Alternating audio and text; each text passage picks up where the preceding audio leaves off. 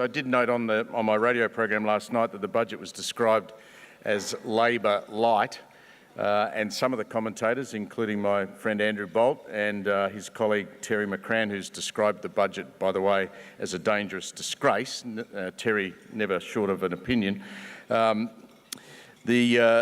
fear was, among some of the callers last night, was that this budget, because it has moved much toward Labor's spending model, that it might encourage Labor to become even more likely to spend more of your tax dollars. Let's find out what the Honourable Dr Andrew Leigh, the Shadow Assistant Treasurer, has to say about that.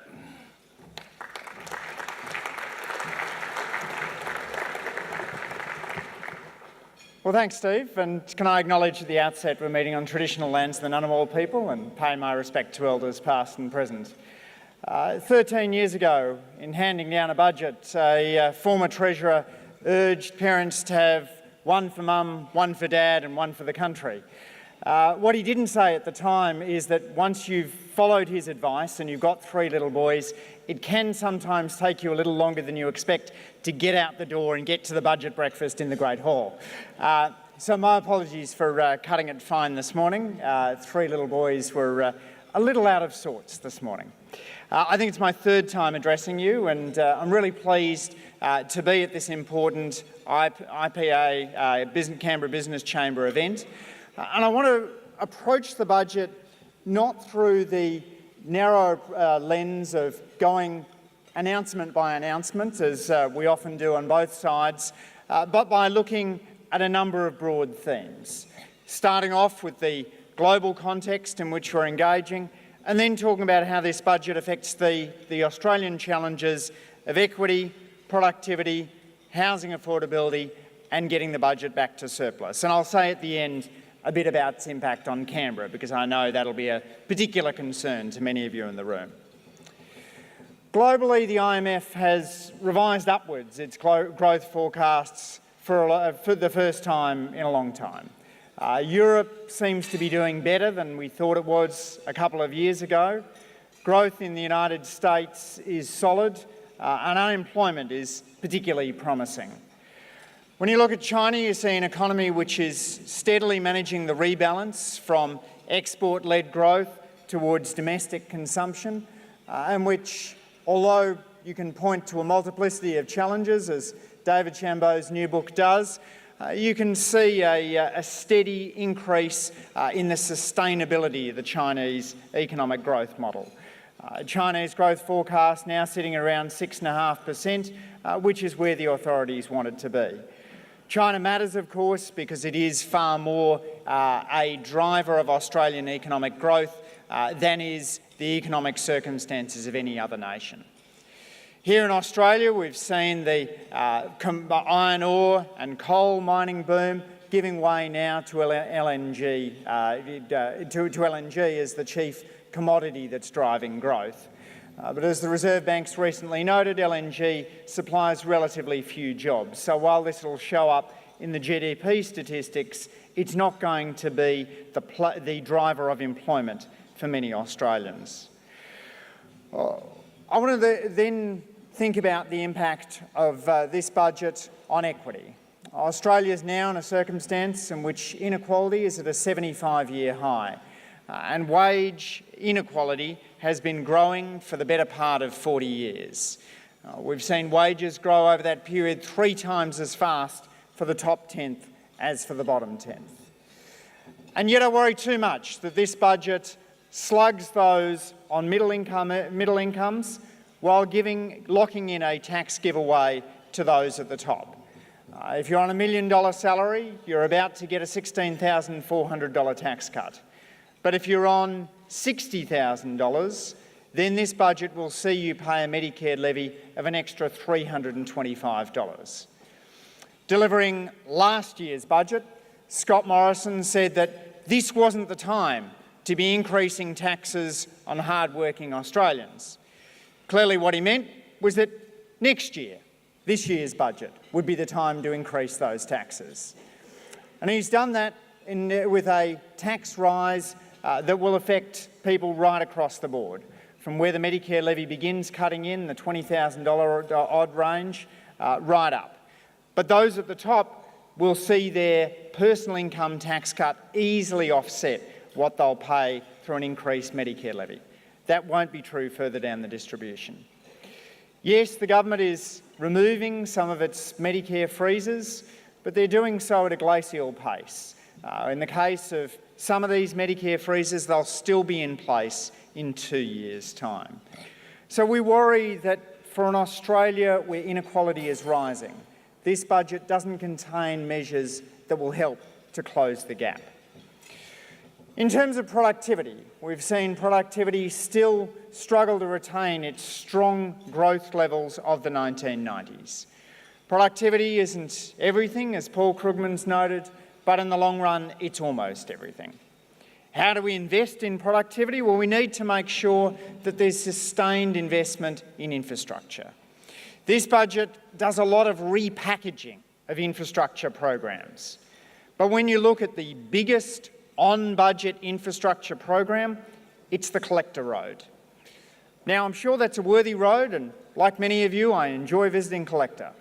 But I don't think you would regard that as being a nation-changing infrastructure program. Too much of the infrastructure packages in this budget involve moving things from one fiscal set of accounts to another. They involve feasibility studies and off-budget investments, rather than the sort of concerted infrastructure spend under Labor, which saw us move from 20th in the OECD to 1st in the OECD. And this budget doesn't reverse the 20% fall in public infrastructure investment that we saw in the first 2 years of the coalition government. Productivity too is tied to the national broadband network, which is still going to be a network which comes to a box in your street rather than fibre to the premises. That's not just critical for households, that's critical for businesses. Like the business owner I chatted to in Burnie, who told me that sometimes he'll upload the design files, go down to the local cafe, get a coffee, come back and find that the upload is still taking place. Productivity also has to do with education, and this budget rips $22 billion out of schools, that's the government's own estimates, and takes again from our universities. This is the wrong prescription for an Australia that needs to be a smarter nation, that needs better schools and needs to encourage more kids to attend university. Home ownership, as you know, is at a 60-year low, with the rate having crashed down for young Australians. Almost every expert that you talk to acknowledges that the solution to this must have at its core tackling negative gearing and the capital gains tax discount. Yet even although Scott Morrison and Malcolm Turnbull took changes to these programs to Cabinet last year, the budget fails to take on that central challenge in housing affordability. Until we take on the fact that Australia has, almost uniquely in the developed world, generous tax concessions that are advantaging investors over first home buyers, we won't see an Australia in which young Australians reckon they can put a home over there, buy a home and raise a family. And then there's debt. We were told in 2009, when Malcolm Turnbull launched his debt truck, that it was a near certainty that a coalition government would have lower debt. And yet since then, we've seen debt increase by a factor of 5. The budget papers put a per-person figure on it. When Malcolm Turnbull launched his debt truck, debt per person was a little over $2,000. In this year, debt per person is going to be over $12,000. So a 5-fold increase in debt per person in real terms illustrates clearly that a government that came to office promising a surplus in its first year and every year after that has largely now given up the fight on debt.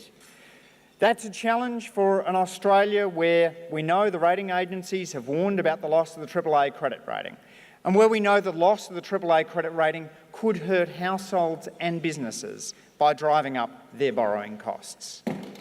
And then there's the impact on Canberra. The ACTs has been overlooked when it comes to the infrastructure spend. The promised Barton Highway upgrades aren't funded this year. Canberra is a place that relies on universities, and yet a $2.7 billion cut to universities will affect the Australian Catholic University, University of Canberra and the ANU, and their ability to act as growth drivers. And the government's doubled down on decentralisation of the public service, such as the disastrous move of the Pesticides and Veterinary Medicines Authority to Barnaby Joyce's electorate. And that means, again, an adverse impact on Canberra. So for Canberra, no special programs, but a lot of programs which could have an adverse impact on our great city. I don't want to finish on suggesting that this budget is uniformly negative, because I think it's important in politics, particularly with my friend Michael McCormack here, to acknowledge a couple of the good measures in the budget. So let me praise the government for allocating funding to ensure that victims of domestic violence are not cross-examined in court by their accused perpetrators. It's a measure which is beyond due, and I'm pleased to see the government do it. And let me too commend the government on following the policy we took to the last election of raising penalties for consumer rip-offs from their current $1.1 million to a $10 million maximum. The ACCC's recommended it, and it's a good reform. In conclusion, I think this is a budget which doesn't tackle the central challenges of the age: equity, productivity, housing affordability and debt. A budget needs to do those things if it's going to pass the standards that Australians expect of governments of all persuasions. Thank you very much.